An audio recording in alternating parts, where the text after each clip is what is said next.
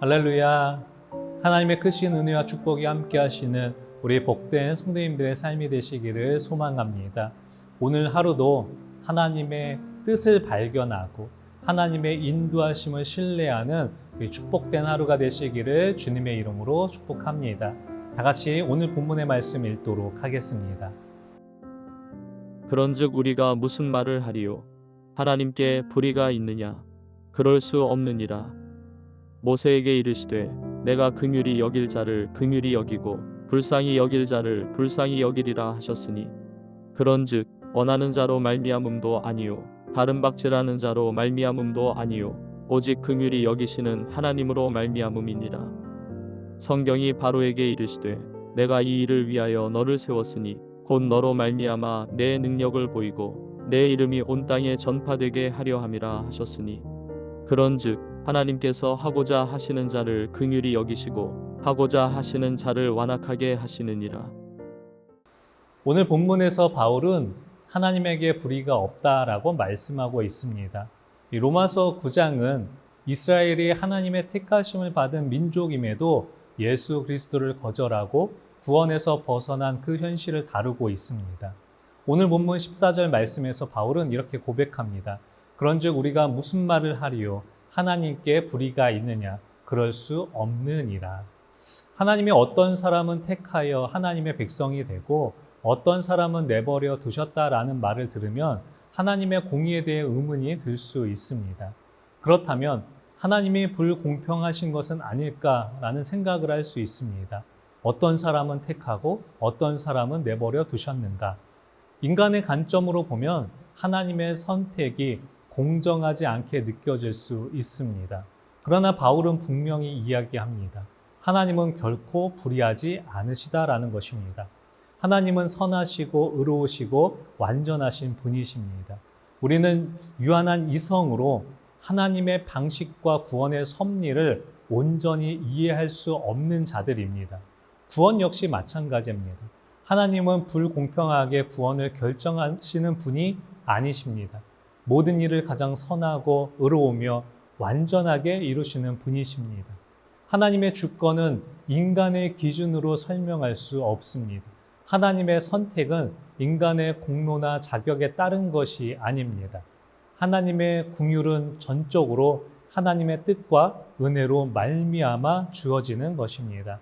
본문 15절의 말씀에 모세에게 이르시되 내가 긍휼히 여길 자를 긍휼히 여기고 불쌍히 여길 자를 불쌍히 여기리라 하셨으니 라고 말씀합니다. 이 말씀은 출애굽기 33장 19절의 말씀을 인용한 말씀입니다. 이 말씀은 이스라엘 백성이 금송아지를 만들어 하나님을 배반했던 사건을 다루고 있습니다.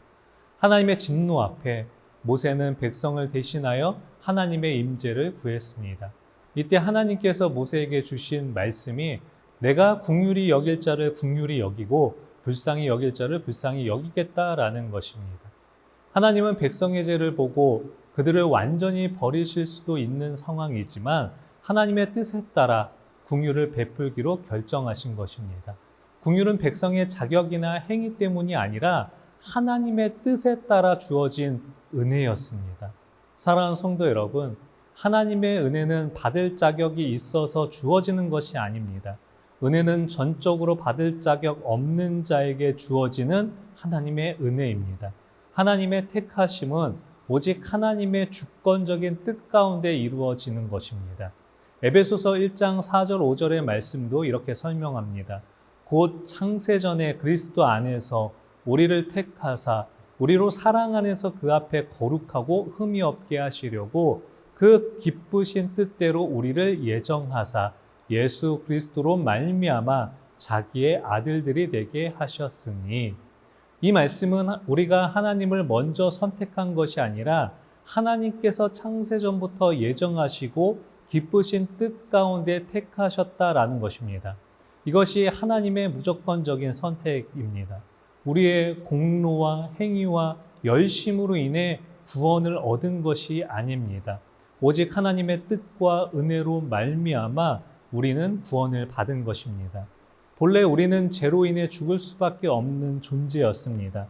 그러나 하나님께서 우리를 긍휼히 여겨주시고 또 예수 그리스도를 통해 우리를 생명의 길로 이끄셨습니다.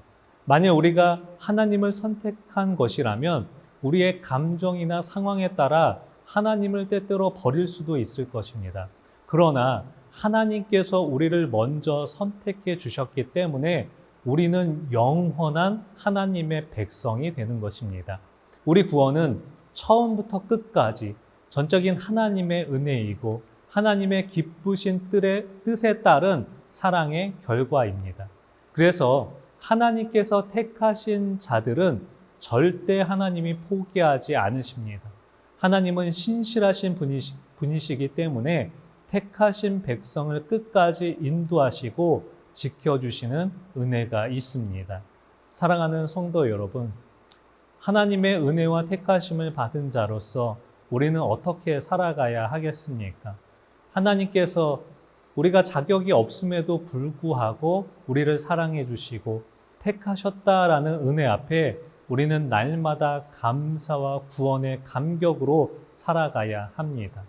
오늘 하루 내가 받은 구원의 은혜를 묵상하고 하나님의 뜻대로 선택하신 자녀로서 이 감사의 고백으로 살아가는 우리 복된 성도님들이 되시기를 주님의 이름으로 축복합니다. 기도하겠습니다. 살아계신 하나님 아버지, 은혜 너무나 감사합니다. 우리가 죄로 인해서 죽을 수밖에 없는 존재였지만 하나님께서 창세전에 우리를 예정하시고 선택해 주셔서 하나님의 귀한 자녀로 삼아주심에 너무나 감사를 드립니다. 구원받은 자로서 날마다 주님 앞에 그 구원의 감격으로 살아가는 자 되게 하여 주시옵소서.